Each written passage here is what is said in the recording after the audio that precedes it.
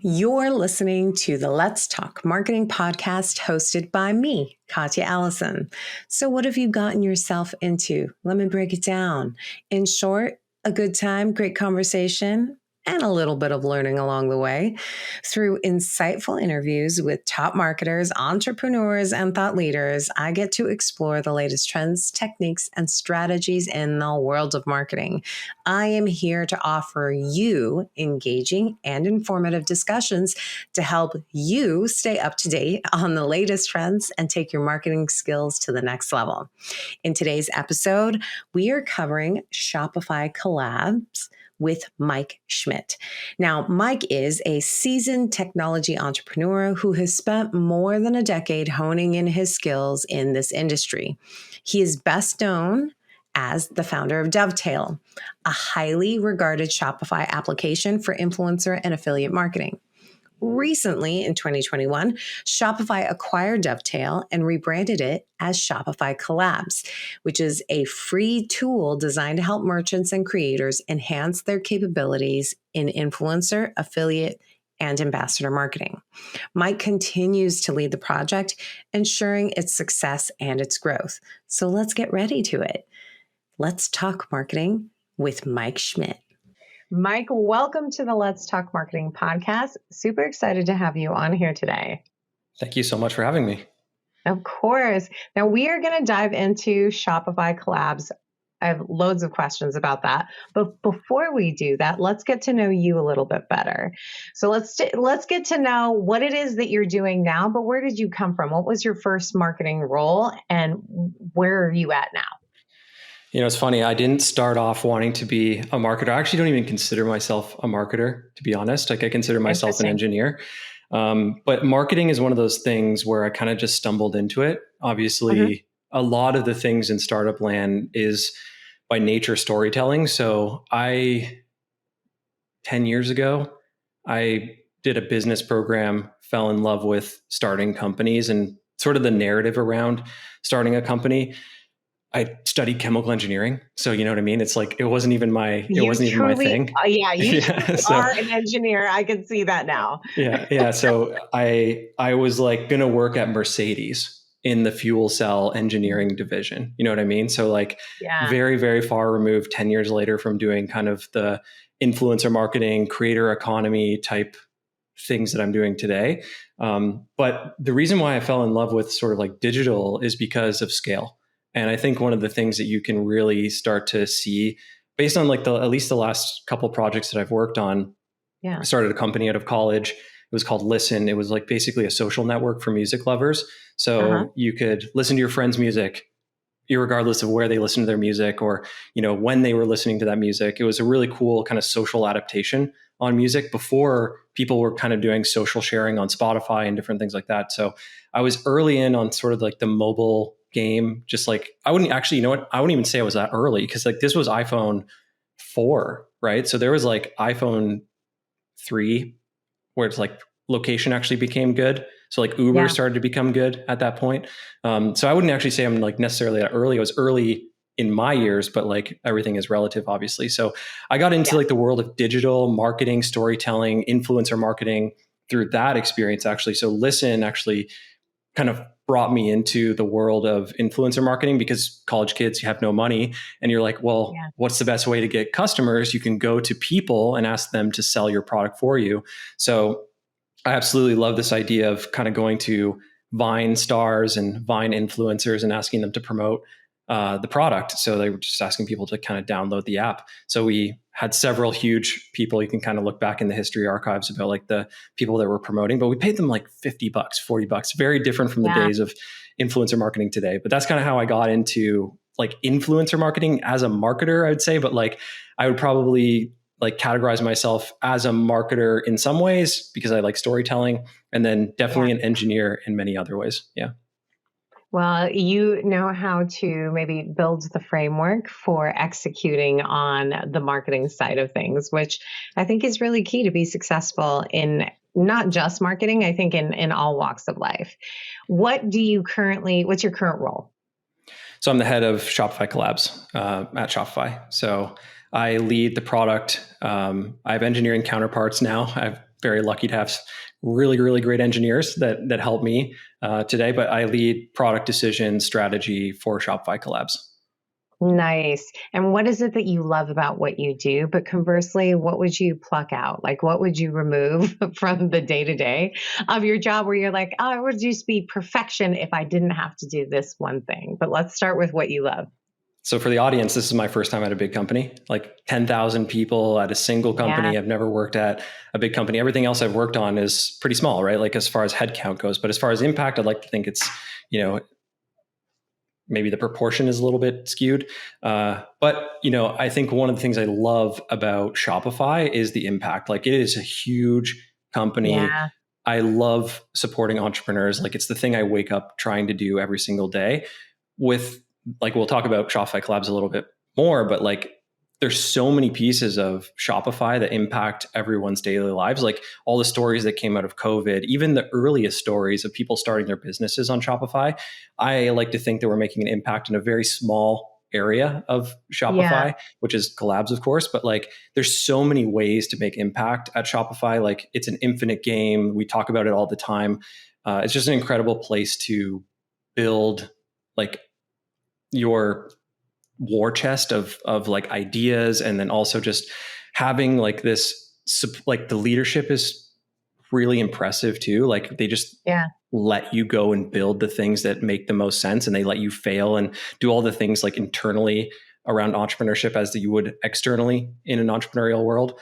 The things I don't love about kind of big companies and just in general is just like, and Shopify's also been like kind of a leader in this too. And definitely more recently, I don't know if you've seen it, but like meetings, there's just like so many meetings when I got into Shopify. Now we cut like a lot of our meetings. And in a perfect world, you have complete trust with your team. You work with experts. You love working with the people you work with. Sometimes it doesn't always work out that way. Obviously, like people are complex, they're hard. However, but like when you walk into Shopify, it's very different. So meetings is one thing.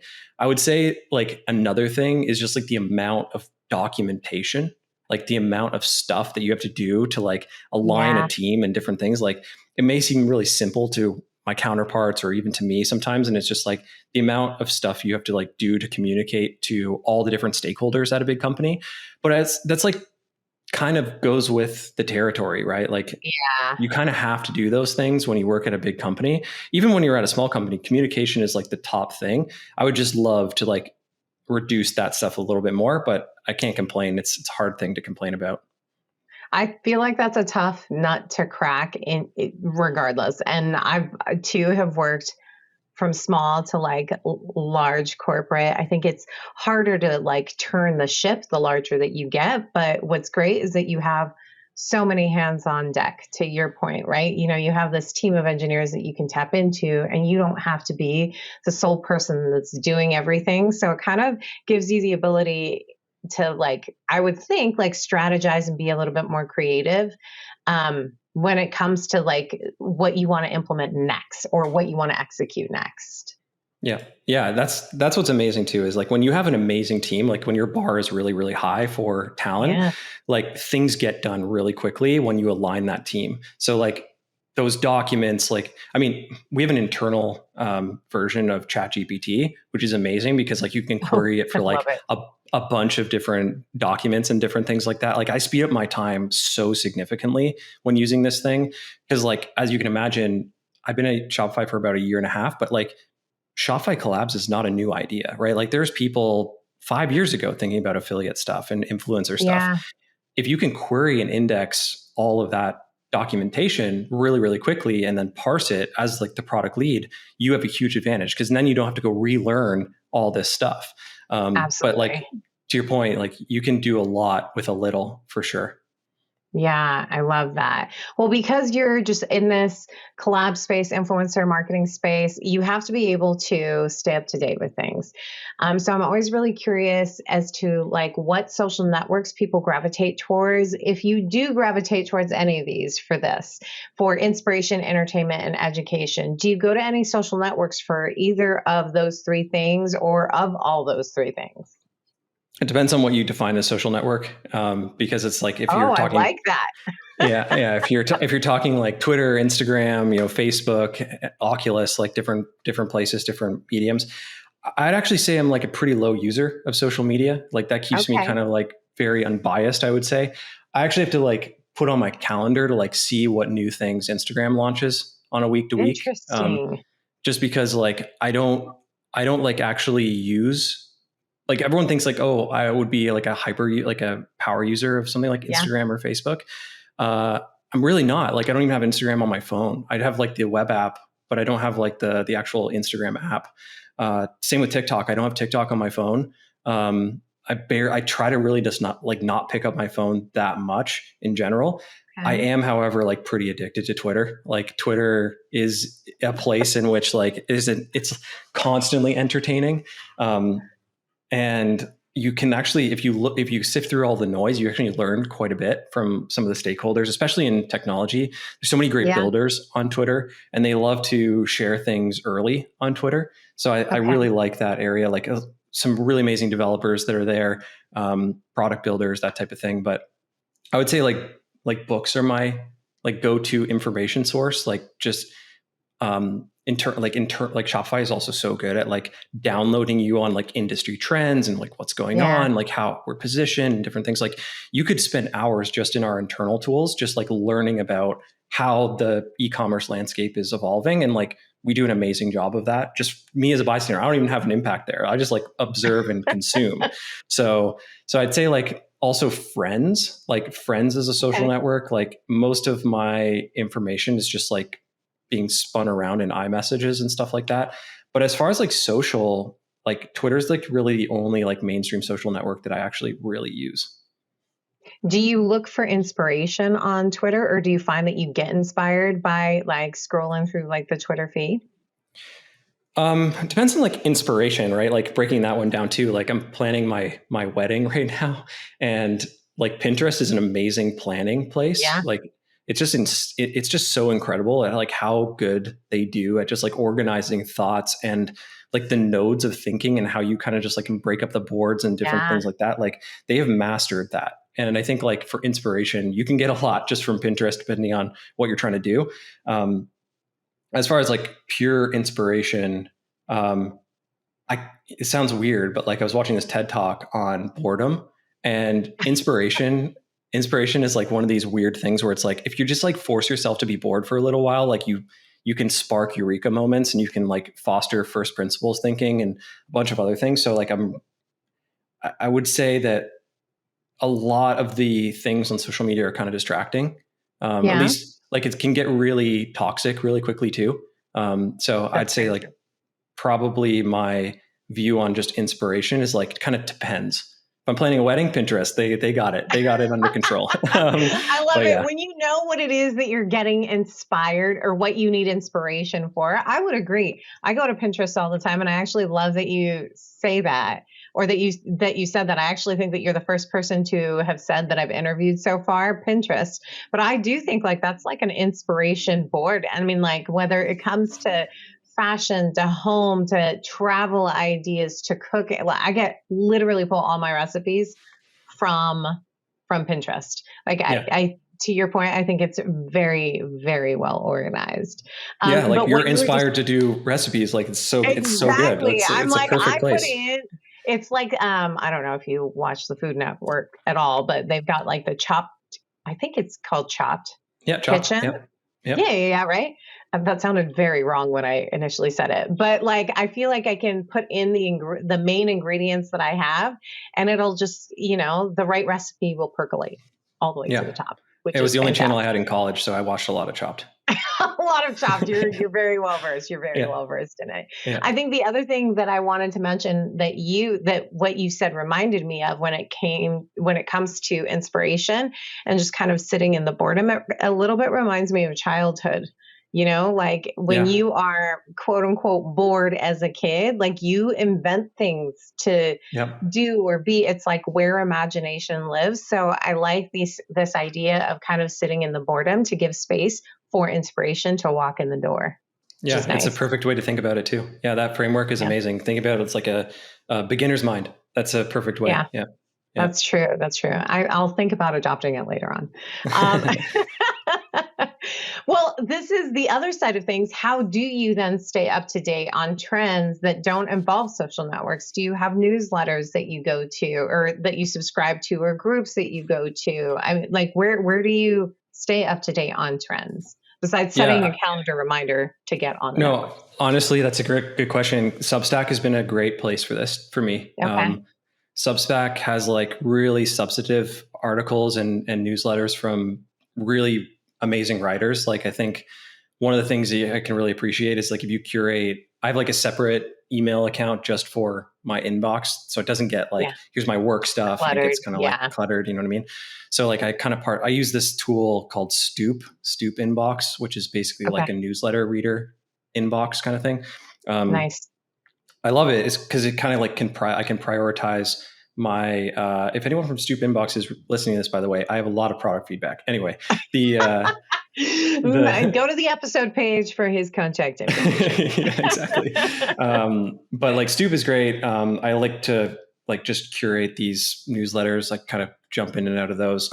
Like I said before, like the Shopify team, like we work with amazing PMs, amazing people on the team that are like, hey, have you seen this? Or sharing articles. There's industry news. Yeah. ChatGPT is like a cheat code, like summarize this article for me and I'll get the gist of it pretty quickly. Again, like when you keep up with, it's important to keep up like the right trends. Like some are very much distractions. Like you can tell that they're huge distractions. But other than that, Friends, Twitter. I also use this app. It's probably like my most used app on my phone. It's called Instapaper. So if you see an article that's worth reading, I'll just dump it into my Instapaper because it can be very disruptive. If you have an article that's shared to you, it's like Pocket. I don't know if you ever used Pocket before. Yes. I used to use Pocket all the time, actually. I absolutely love Pocket, Instapaper, that concept, because it can just like, you have the space and time to actually consume the information rather than rushing through and being like, oh shit, I got this article shared with me. I have to read this thing really quickly. So yeah, I kind of keep up to date with all that stuff. And I have a backlog of articles and different things that I kind of read through. Yeah. Yeah, I love that. I love the use of apps to keep up on news trends. I think especially with newsletters, because I also subscribe to a ton of newsletters.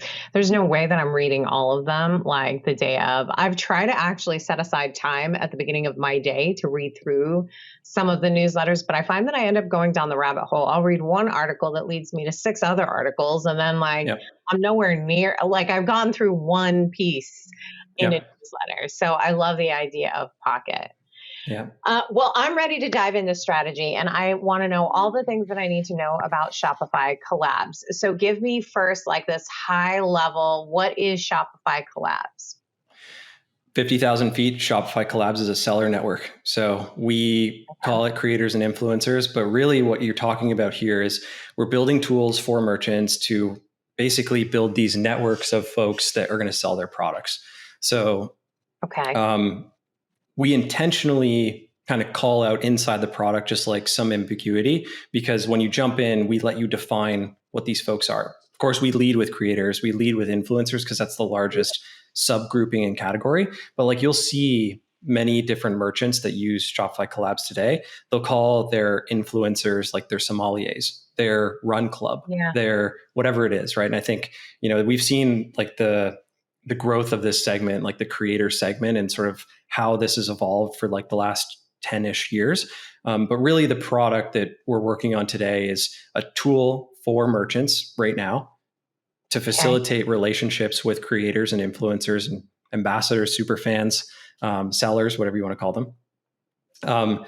Affiliate links, codes, gifting, payouts, everything you need in a toolkit to basically facilitate that transaction with a creator. So you'll see me use the words interchangeably depending on the case study, but we also have a reciprocal end of it, which is the creator interface. So the creators can partner with those merchants. They can get paid by them. They can pick up links and codes. They can do all that kind of stuff. And there's way more to come for them as well. So we started intentionally. You talk about strategy. We started very, very intentionally with our advantages, which is like build for merchants first.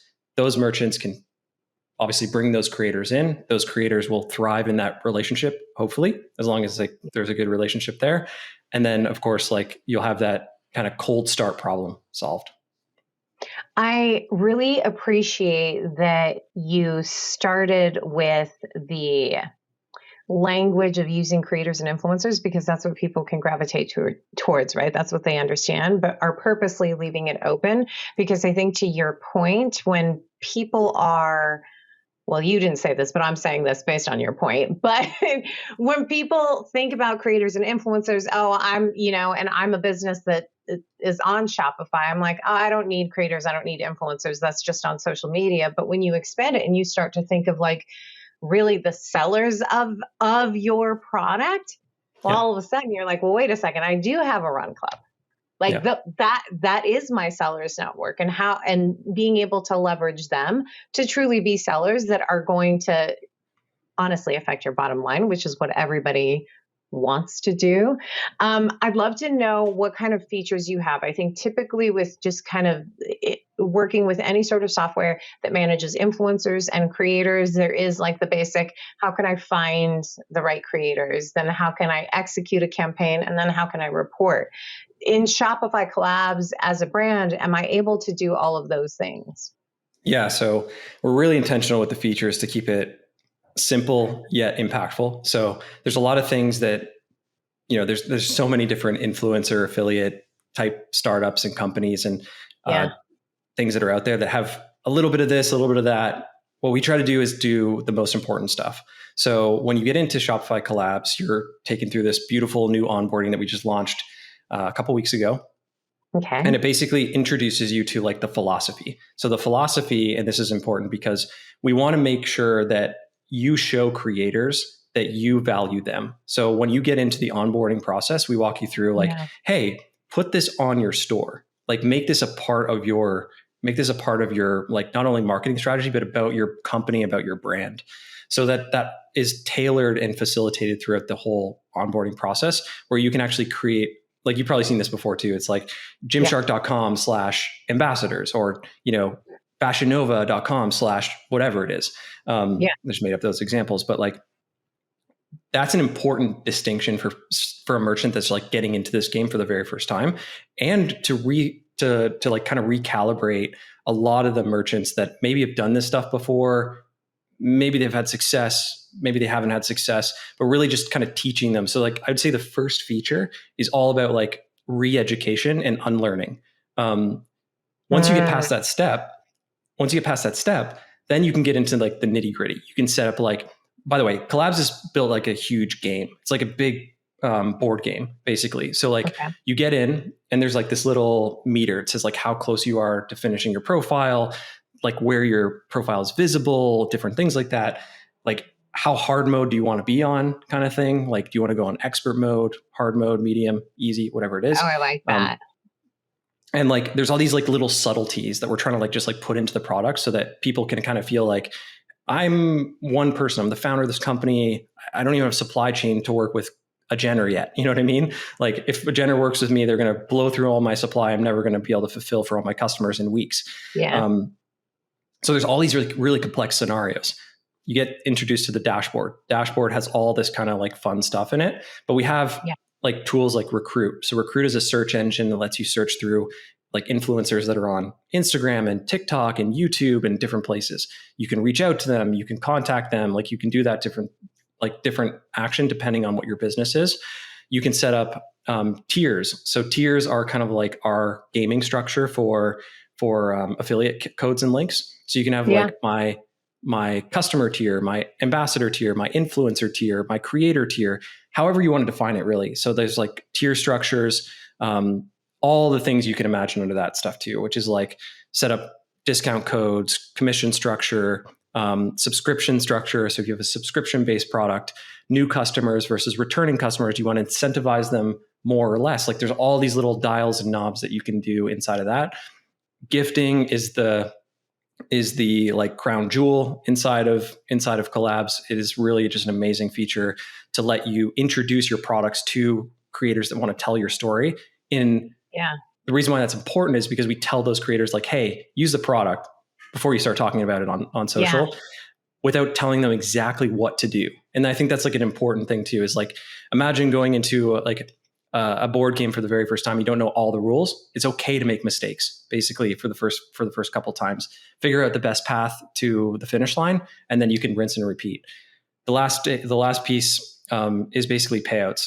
I think today, as of like a couple weeks ago, when we launched this feature, we launched automated payouts, which is, we had our basic PayPal offering before, but this really takes all the advantages of Shopify, turns it on like supercharge, and then just gives it to our merchants to pay out those creators in a really easy way, because the feature essentially allows you to tackle refunds, returns, like those two pieces alone, cross-border payments, cross-currency trading. Basically, like if a creator is in Australia and the merchant is in Denmark, what happens? You know what I mean? Like, what happens to that foreign exchange? Like, what happens in those scenarios? What happens if your code is leaked? You know what I mean? Like, what happens if the creator posts a code and then it's picked up by Honey or something else like that? Yes.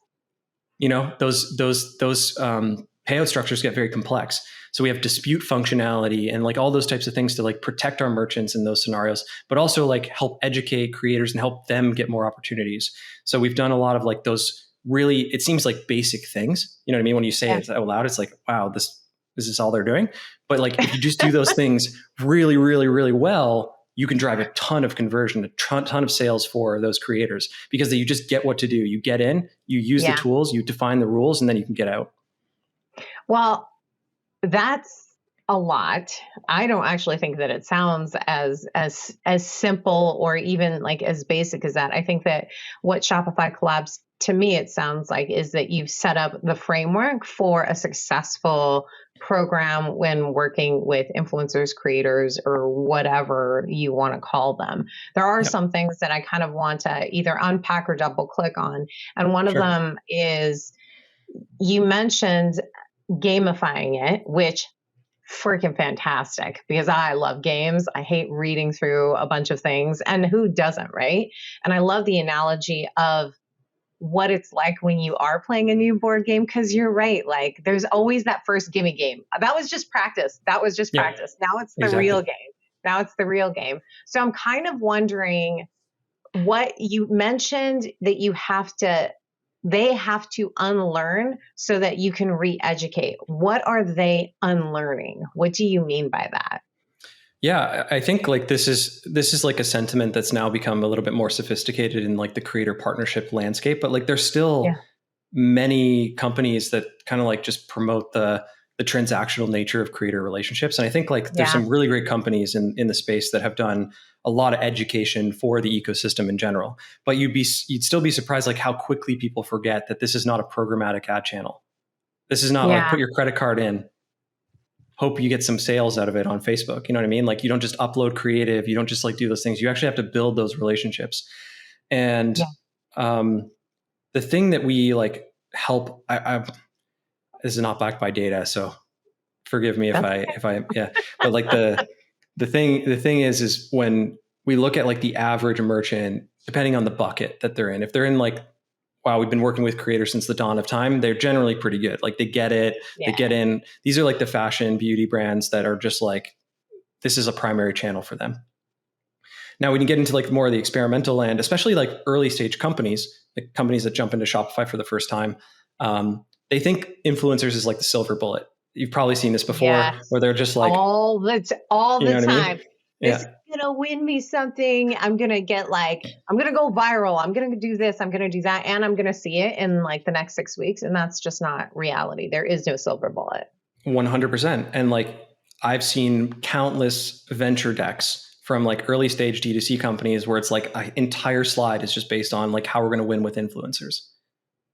And I can guarantee you most of those things never come true, because like, until you start experimenting with those creators and influencers, like, you don't really know. This is like a segment of customer that's totally different than just an average consumer. This is someone that's very opinionated, has audience, and can literally make or break your brand, right? So I think like in this situation, you really have to educate a lot of those merchants when they get in for the first time and tell them like, what's up? You know what I mean? Like, this industry has like changed very, very quickly. So we have like this little news feed that we just designed, gives them kind of like this update on like where things are at, what strategies are working. For example, like, there's still several merchants that jump in and they're like, oh, we have to look for someone that has like high engagement, high follower count, high this, high that. And I'm like, no, you need to find someone that loves your brand, loves your products. Like the love component is the thing that always produces. Like we have this one section on the application page. So like, let's say, for example, your favorite merchant downloads collabs. They introduce the application page for affiliates, creators, influencers to partner with. Now there's one survey question in there that says, tell us why you love us in 1 to 2 sentences. I know like almost instantly if someone is going to be like a good partner if they write more than 2 sentences. Yeah. So even though that's the constraint, that's like what they'll do. Yeah. Now, who is filling that out? The brand or the influencer creator? The creator. So the creator would fill that out on behalf of, like, they're applying to the merchant community page. Okay, got it. Well, because that was going to be my next follow-up question in regards to like the search engine with so much conversation around like companies moving from third party to first party. How do you balance that out while still giving the merchants brands, aka brands, like as many creators to work with? Or am I thinking about it in the wrong way? Because you had said search engine, so I'm assuming I can, I don't know, type in parameters and like the right creator is going to come up if I have locked in their demographic. Yeah. I think like when you think about sort of I'm a big first party advantage builder. Like that's basically how we're building the entire future of collabs. And if you think about like what the advantages of Shopify are, we know commerce, we know conversion, we know checkout, we know sales, we know like all this stuff. We know consumer profiles now. Like Shop app has hundreds of millions of profiles of consumers. You know what I mean? Like if you could tell me as a merchant that's coming in selling a new like fitness yoga brand, I'm trying to find people that are going to sell my product quickly, fast, have a really long attribution cycle, whatever you're looking for. We should actually be the best at doing that. Yeah. When you think about like the number of followers, number of likes on Instagram, they kind of don't matter. What matters at the end of the day is for those merchants to find creators, influencers, people that can just really sell for you. So what if we show like in our search engine, like this creator sells for similar brands to you? Can't tell you exactly who they are because that would be of course unfair.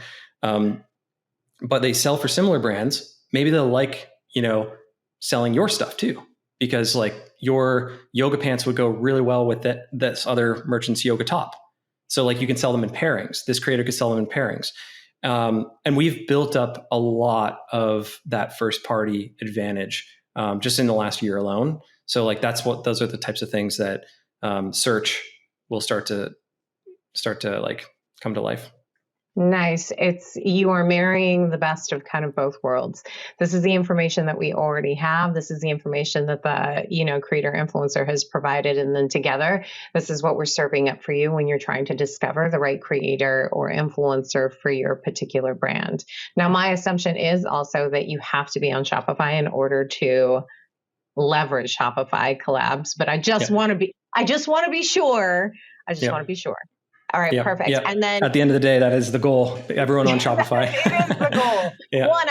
I'm really curious because, the amount of influencer platforms that are out there is plentiful. And I know that there's a lot of discussion of like, what should I go to or where should I go? Because I need all of these kind of things, the sort of framework that it is that you're talking about. So is Shopify Collabs ideal for the very small, medium, mid-market or enterprise? Or would you say that it can be effective regardless of the size of your brand? I think anyone that's on Shopify can utilize collabs. There's a correlation between like people that are very successful, meaning like you have a supply chain that can fulfill orders, you have product market fit, you have like a decent amount of like budget and staff that can kind of like do this stuff for you. Generally, I get a little bit worried when it's like, oh, I just started the company. I'm putting all my eggs on the influencer side and we just want to use influencer marketing. I've seen success there for sure. But like the earliest stages of your company, I would just try to like get sales through friends and family at the start. And just try to like do word of mouth and try to like maybe figure out some like really non-scalable, low effort sales strategies for your brand first.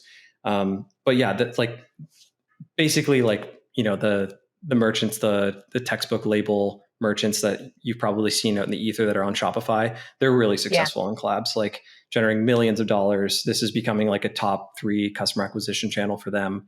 So yeah, I'd like to think that we're building a future where like anyone on Shopify could use it, but there is correlation between like, a little bit more like figured out maybe after a year or so. Yeah. Yeah, absolutely. I also like the direction that you're pushing people to when they're starting off, not to make it like, don't put all of your eggs in one basket. But I'm a big proponent of that for all marketing strategies. You have to be diverse because you have to be kind of everywhere. But I love the idea of starting with friends and families. I've always been a big advocate that those are also influencers as well too. I always say I'm an influencer at my dinner table because like what I say goes. Everyone's listening 100%. To me, right? Yeah, exactly. Yeah. My conversion rate is off the chart at the dinner table. But, I think like when you are a smaller business, you have to think of that because you can't do everything. You've got a lot of stuff on your plate. Influencers can still be a big play. But as you really start to build up that word of mouth, it becomes very much so a snowball effect.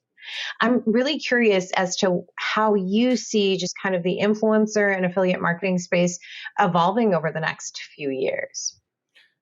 I'll do one better. I'll just kind of like zoom out a little bit further and just talk about marketing in general, because like, I think it's all the same theme. I think that there's like extreme competition right now, just given like the changes with Apple's frameworks, advertising, data laws. There's sort of just like a race right now on like who's going to collect the most amount of data so that basically people can like take advantage of like selling, essentially. Like that's the big thing. Like it's been the thing for a really long time, but now it's actually a thing because Apple said it so. I think when you look at marketing, maybe in like a couple of years from now, even today, most merchants, anyone really, I'll just talk about merchants, but merchants really just want to look for sales. They want to pay for sales. They don't want to pay for like, this is a huge assumption here, but like every merchant I've talked to doesn't care about impressions and reach over sales. Sales is the thing, right? So it's like, I think when you look at sort of legacy brands that are concerned with impressions and reach, it's like insurance companies and stuff like that, maybe, I don't know. But like, if I'm an entrepreneur that's selling products on my Shopify store, I want like the networks to take a little bit more risk. I want the individuals to take a little bit more risk. So I imagine like advertising will just completely evolve into a place where it's like all the networks, all the social networks, everyone else is going to compete with each other to show those advertisers, or like show those advertisers, people are spending money, like that it works. Basically, they don't just spend, $300 in a single day, which is like oftentimes like really harmful to a merchant if they were to spend that and not get a sale. That it actually works. So I think like there will be much more risk on the network side to like produce results. And I think the same is true for collabs. So that's why I talk about it as like high level, because I don't think that people are really satisfied with what they're paying for right now in advertising. And I think it's like about time that our industry kind of grows up a bit and just like helps the end customer really drive the results that they're looking for. And I think we're at a place with machine learning, artificial intelligence, that we can actually do that. Like we can actually find those customers for you. And I think that's the best thing about collabs right now, is that it puts the risk and the reward on the creator, right? If both players want to play the game, and then you know what the incentive models are. I think we're going to get a lot smarter about how we do that stuff with some clever things we have going on. But you'll see it'll be a little bit more different than probably like the traditional influencer marketing plays that you've seen in the past. But yeah, that's generally how I kind of see things moving forward. Yeah, I like that. I can see the refinement of it as a strategy, definitely in execution. It's kind of getting over the hump of the bell curve of like, all right, everybody wanted to do it. And now like, let's get some regulation. Also, let's define what exactly that we mean so that we're leveraging everything that's really at our fingertips for us to be successful. Because you're right, when it comes down to it, impressions are really great. Brand awareness is really important. But like what keeps the lights on are also the sales that you make off of, whatever it is that you're selling. So it makes sense. Yeah. You've given me so much of your time. I have one final question. Okay. If you knew then what you know now, I usually ask the marketing advice, but since you don't necessarily think of yourself as a marketer, what is just kind of that career advice that you give to yourself? If you knew then what you know now? The marketing advice is focus on your personal brand. Like that personal brand is like a huge thing. Yes. But general advice, like I used to think, like I started off as an entrepreneur professionally, which is weird. It's like a strange title to have. Like when you're going back to your parents and you say like, hey, I'm not going to be a doctor or a lawyer. I'm just going to start this music company. And they're like, what? But like they supported me every part of the way. It was awesome. They're like, do what you love. But I think the personal advice that like, if I look back is like, think even bigger than what you were thinking before. Like it's incredible. Like when you start to play big games, like how infinite they actually are. And when you're a kid at a college, you think big is like the province or territory that you're from or the state that you're from. Yeah. The world is thinking bigger than ever. And I think like that's the thing that I keep thinking back to. I was like, if I only thought a little bit bigger, how big could that thing be? By now. By now. Yeah, exactly. So now I force myself to think like even people at Shopify, they think really, really big. And it's like all relative. Like you can relearn this thing over and over in your career, I think. But I think like if I were to go back and tell myself one thing, I was like, you think you're thinking big right now. You think you're on your top of your game, but you're not. You are on a small like little molehill of where you can be right now. And I think like you could really amplify this. Like if someone just told me, think way bigger, that would have been like really helpful advice. Yeah. I love it. So everyone listening, think big. Think big. That's where it's at. Don't be afraid to also take the leap. There's always a bigger mountain around the corner. You just haven't peeked around the corner quite yet. Well, thank you so much for taking all of this time, sharing a little bit more about Shopify Collabs. And we'll be sure to share all of the information in the episode page. So thank you again so much for coming on. Thank you so much. This has been great. I absolutely love learning about new technologies, especially in the creator economy space. And this episode definitely did not let me down. I learned a ton. I've got some takeaways for you. Are you ready for them? Number one, Shopify Collabs is a seller network. I love the fact that he called it a seller network. And it helps merchants build networks of people who can sell their products. That means you're going to the people who are already purchasing, right? This includes creators, influencers, superfans, ambassadors, and sellers, the people who are going to help you sell. The platform provides really a toolkit for facilitating the transaction between merchants and creators, like affiliate links, codes, payouts, and gifting. Number two, in Collabs, what is featured in Collabs, I should say, is more of an intentional design, really to keep it simple, yet really impactful for those who are using it. The onboarding process introduces the overall philosophy behind the platform, which emphasizes the value of creators. So you're signing them up, but like you know exactly what you should be getting out of leveraging creators as part of your strategy. Now, the platform itself also provides a game-like experience. Who doesn't like gamification? Am I right? And the gamification is where users can set up their profiles, which are visible to others on the network. There are various subtleties in the product, and users can kind of choose the difficulty level they want to work with. The platform aims to really help businesses leverage their sellers' networks to impact their bottom line. And my last takeaway is that the challenges of kind of working with creators and influencers in the e-commerce space and how collab platforms like Shopify Collabs are helping brands and creators build relationships that go beyond just the transactional partnerships, which means that merchants need to understand that working with creators is not a one-size-fits-all solution. I'm going to repeat that and say it slower. It is not a one-size-fits-all solution. And it requires building relationships with influencers who genuinely love your brand and products. Another point that Mike made during our chat is that the collab platforms can really leverage first-party data to help merchants find the right creators for their brand by matching them with influencers who have audience alignment with the brand's target demographic. I would love to hear what nuggets you guys took away from today's episode. So definitely subscribe, follow us on LinkedIn, YouTube, Spotify, Apple Podcasts, anywhere you listen to podcasts, my friends. Leave us some comments, leave us some reviews. A special thank you to my podcast producers, the amazing team at Content Allies. Let me know if you want more information. I would be happy to share. And check out our episode page to learn a little bit more about Mike. You can get a hold of me on LinkedIn. Just look for Katya Allison. And I wanted to say thank you for spending your time with me today.